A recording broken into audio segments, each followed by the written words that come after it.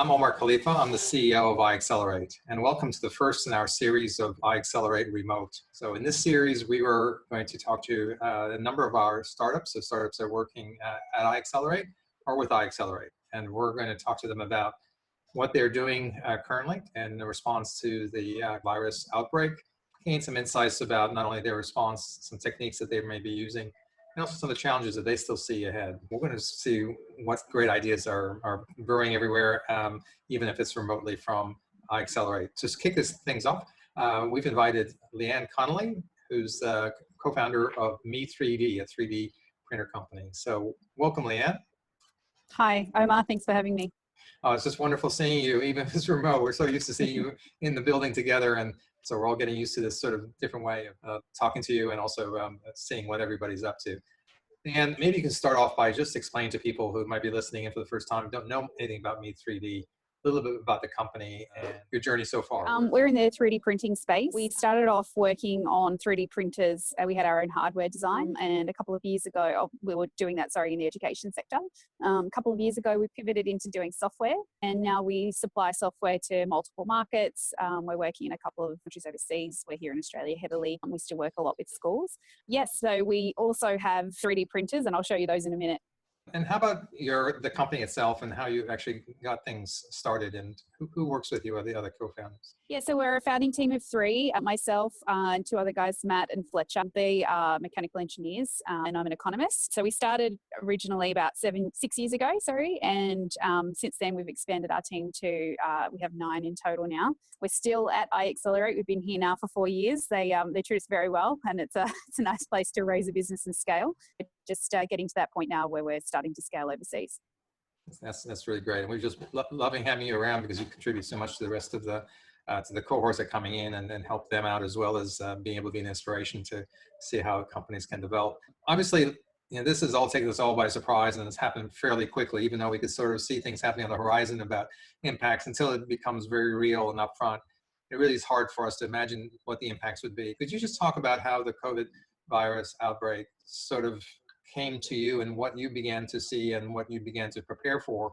Yeah, so we probably got a little bit of advanced warning. I was in San Francisco end of February, and in San Francisco they'd already declared a state of emergency, and so there was a little bit of rush to bring me home early in case they closed the airports or changed the situation. Yeah, for about 6 weeks. We've been preparing for contingency plans on what we're going to do. Mostly that was about, trying to push our software around, and it's actually turned out to not be how we've progressed. So now we've reached a point where I'm sure people have seen things through social media about 3D printing being used to supplement traditional manufacturing where supply chains are breaking down, particularly around medical equipment. In the last maybe just over a week, we've done a rapid mobilization of all of our 3D printers to that purpose. And so now what we're doing is we are producing these lovely I want one right away. So we're producing these lovely face shields at the moment for Illawarra Area Health, but soon for Southern Sydney Health and a couple of other health departments, as well as potentially other frontline people. How did that opportunity arise for you? I mean, a lot of people have been talking about 3D printers for a long time and how we will have all this remote manufacturing, and it seems like we've always been talking about it, and it almost seemed like this is the moment where it all became very real for a lot of people. But how did you get involved in the actual opportunity to help do this? Is this something you reached out, or some people came to you and say, can you help us? Yeah, so it started initially with the Wollongong business community.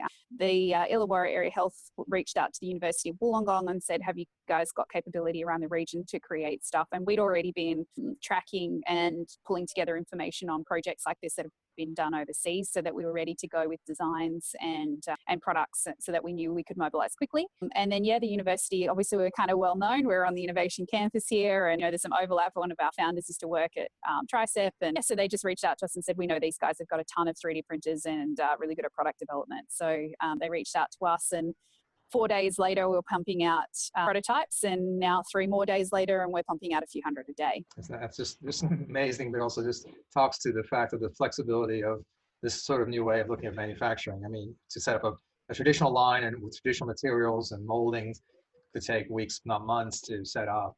And sounds like you were able to almost do that in a few days. Were you handed a design, or did you come up with your own design? How did that initial prototype come about?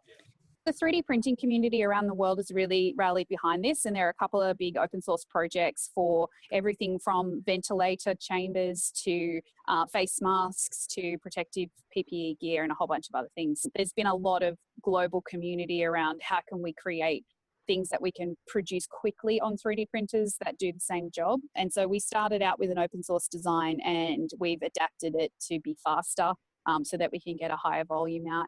And we've adapted it to require, have a lower failure rate, basically, so that we can really ramp up as quickly as possible. Would you like to see? I'm sitting in front of it. Yeah, yeah? Sure. You want to have a look? Everybody Okay. loves to see this.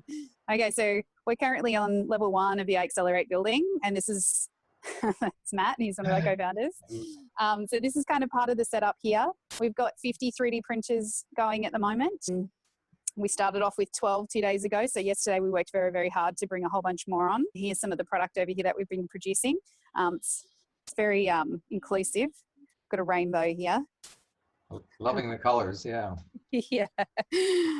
Yeah, so we'll be running here now pretty much 24 hours a day, 7 days a week for the foreseeable future, and pulling in all of the 3D printers we can. Leanne, do you have any actually being made right in front of us now, or was there any there that are being actually printed? Yeah, sure. Let's see some action shots here. Can you see that one? Yeah. Okay, so this is your standard 3D printer that you've designed years ago. Yes. And it's looking like it's really going to make something fairly large size. I mean, compared to what oftentimes you make. So this is quite a large bed. Was there any challenges in actually coming up with some way to doing that?